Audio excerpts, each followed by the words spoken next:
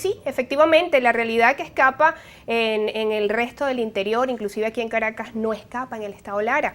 Tenemos hoy en día protestas desde la semana pasada de los maestros, de todos los educadores de nuestro estado, porque efectivamente no recibieron el bono vacacional y recreativo que deberían estar disfrutando hoy en día. De paso de que nuestros educadores y nuestros maestros realmente no ganan nada, Rosa. Sí. Entonces imagínate, de paso de que tienen una nómina bastante baja y no pueden tener un cumplimiento que está en sus deberes y sus derechos de tenerlo. Ciertamente esto no escapa tampoco de la realidad que tienen nuestros planteles educativos.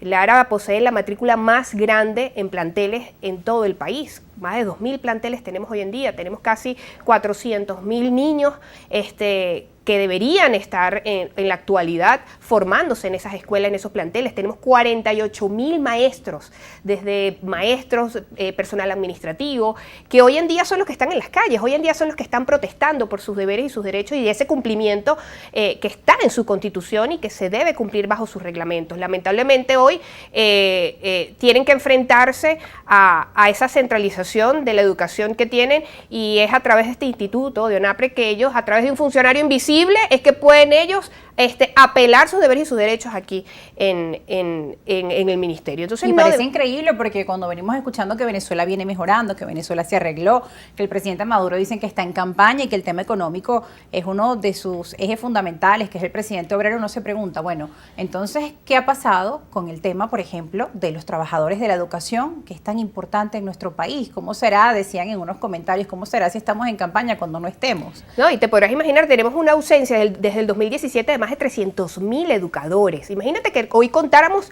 completa con esa matrícula de docentes, ¿dónde estaría el porcentaje de pago de esos bonos vacacionales? Sería mucho menor. Todavía siguen existiendo ausencias en las docencias. Muchos educadores lamentablemente se han tenido que dedicar a emprender en otras funciones porque la realidad, por lo menos en el estado de Lara, y sé que no escapa en el interior del país, en otros estados. Incluso aquí en la ciudad capital lo hemos visto, muchos profesores pues han dejado de dar clases justamente por ese tema. Sí, ¿no? Hay un tema de problemas salariales, hay un tema de transporte, hay un tema de mucha carga laboral también, hay el tema de que hoy en día muchos maestros que están supliéndolos a ellos son maestros que no tienen el componente docente, son maestros que están jubilados. Nosotros lo vivimos en una escuela, en el Rodeo, en Barquisimeto. La realidad es que los únicos 3 profesores que están en ese plantel, que solo dan clases lunes, miércoles y viernes, ¿verdad? Porque los martes y jueves se dedican a darle escritura y lectura a los padres, son maestros jubilados, son maestros que están en pisos de tierra, en techos de zinc con huecos,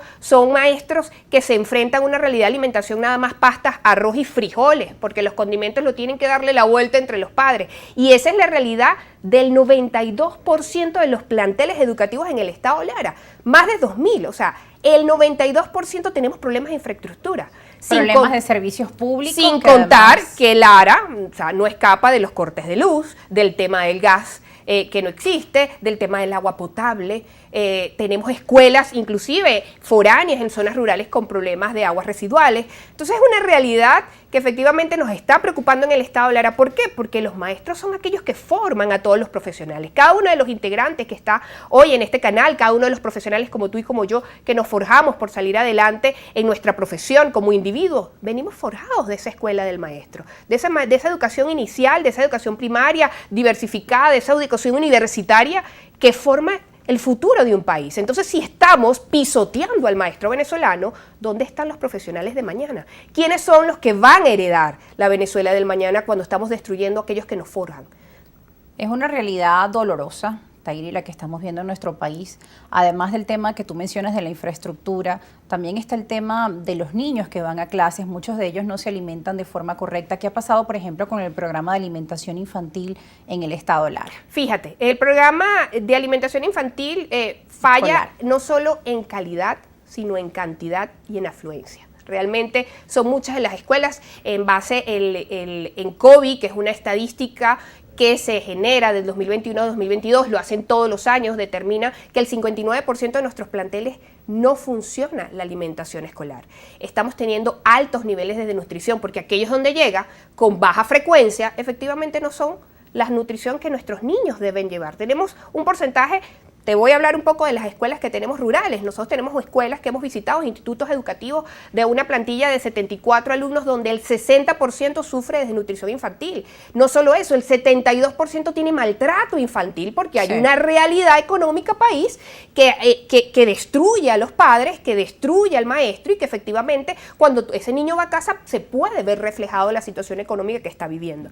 Entonces son bastantes elementos que destruyen el principal motor de un país, que es la educación. Ahora, Tairi, desde la Alianza del Lápiz, ante esta problemática que estamos viendo, ¿cuáles son las propuestas que han venido dando y de qué forma han podido pues ayudar o coayudar a disminuir pues el impacto de esta situación que, como tú mencionas, tiene diferentes aristas, ¿no? La parte psicológica del niño, el tema de los docentes y los pagos, el tema de la alimentación, en fin, son diferentes aristas las que estamos viendo allí. Fíjate, desde la Alianza del Lápiz creemos que la educación es el proceso de transformar este país. Creemos en la Venezuela educadora, esa Venezuela que nos va a acompañar el día de mañana porque sabemos que un país puede ser transformado por medio de la educación. Creemos en una educación descentralizada, definitivamente.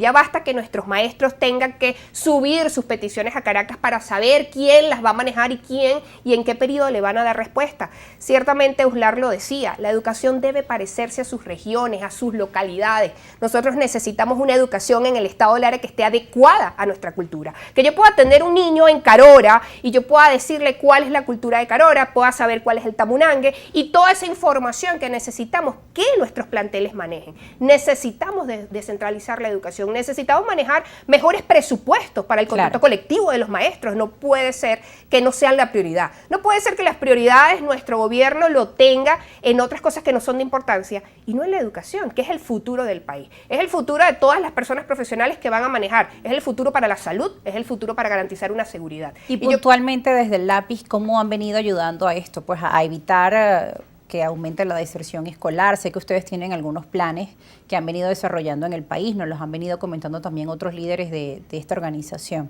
Sí, nosotros desde el Lápiz estamos desarrollando un proyecto maravilloso que se llaman Casas del Lápiz, donde ayudamos a los venezolanos a emprender. Ciertamente Venezuela es número 1 en emprendimiento, pero somos número 2 en fracasos de emprendimiento y es algo importante y que nos hace ruido. Nosotros necesitamos llegar a esas zonas rurales donde a veces la educación sencillamente está ausente para llevar a rescatar lo que es la siembra de valores y principios que se han perdido.